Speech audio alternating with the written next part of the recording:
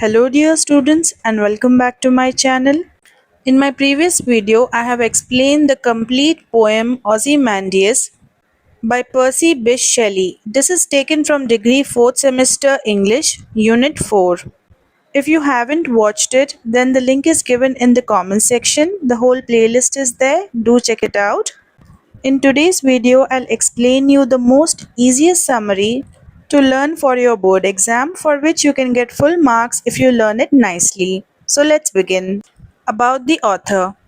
Percy Bysshe Shelley एक famous English poet थे who was born in 1792 and died in 1822. So Percy Bysshe Shelley ऐसे poems लिखते थे जो कि strong feelings के बारे में है, आज़ादी के बारे में और इमेजिनेशन के बारे में, यानी कि चीज़ों को इमेजिन करने के बारे में. समरी, ये जो पोएम है ओज़िमैंडियस, ये एक पुराने से स्टैचू के बारे में है जो कि एक रेगिस्तान में यानी कि एक डेजर्ट में है. तो जो स्पीकर है पोएम के, उनसे एक ट्रैवलर कहता है कि उन्होंने इस स्टैचू को बहुत लंबे समय पहले देखा था. इस स्टैच्यू को एक राजा की याद में बनाया गया था जिसका नाम था ओज़िमैंडियस, ताकि लोग इस राजा को याद रख पाएं. और अब ये स्टैच्यू यहाँ पर टूटा पड़ा हुआ है. जो इस स्टैच्यू के पैर है, लेग्स है, वो अभी भी ठहरे हुए हैं.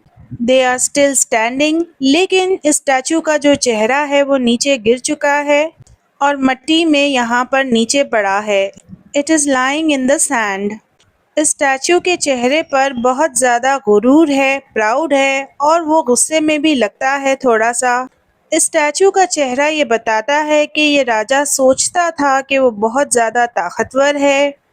इस स्टैच्यू पर एक तरह का साइन है जो कहता है मेरा नाम ओज़िमैंडियस है, मैं राजाओं का राजा हूँ, मेरे काम को देखो और अमेज़ हो जाओ, यानी कि सरप्राइज हो जाओ. My name is Ozymandias, King of Kings, look at my works and feel amazed. वो राजा चाहता था कि लोग देखें कि वो कितना ज़्यादा महान था. उसे लगता था कि वो बहुत ज़्यादा ताकतवर है, स्ट्रॉन्ग है एंड उसका काम हमेशा रहेगा. लेकिन आज अगर देखा जाए तो उस स्टैच्यू के अतराफ कुछ भी नहीं है. There is nothing around the statue. वो जगह बिल्कुल भी खाली है. वहाँ पर ना तो कोई बिल्डिंग है, ना ही लोग हैं और ना ही कोई किंगडम. किंगडम यानी कि ऐसी ज़मीन जिस पर कोई रानी या फिर कोई राजा हुकूमत करे. वहाँ पर तो सिर्फ रेत है, सैंड है, जो कि हर दिशा में फैलती जा रही है. जो राजा ने काम किया था अपनी ज़िंदगी में वो तो जा चुका है और यहाँ पर ये स्टैच्यू टुकड़ों में पड़ा है. The statue is in pieces. ये पोएम हमें बताती है कि वक्त और नेचर दोनों ही इंसान से ज़्यादा ताकतवर होते हैं. जो राजा सबसे ज़्यादा ताकतवर होते हैं वो भी वक्त से लड़ नहीं सकते. जो चीज़ें ये बनाते हैं वो एक दिन टूट जाएंगी और गायब हो जाएंगी. ये पोएम हमें बताती है कि दुनिया में कोई भी चीज़ हमेशा के लिए नहीं होती. Nothing in this world stays forever. इस पोएम का मैसेज यही है कि ये हमें सिखाती है कि हमें दुनिया में बहुत ज़्यादा गुरूर नहीं रखना चाहिए. We must not be too proud of ourselves.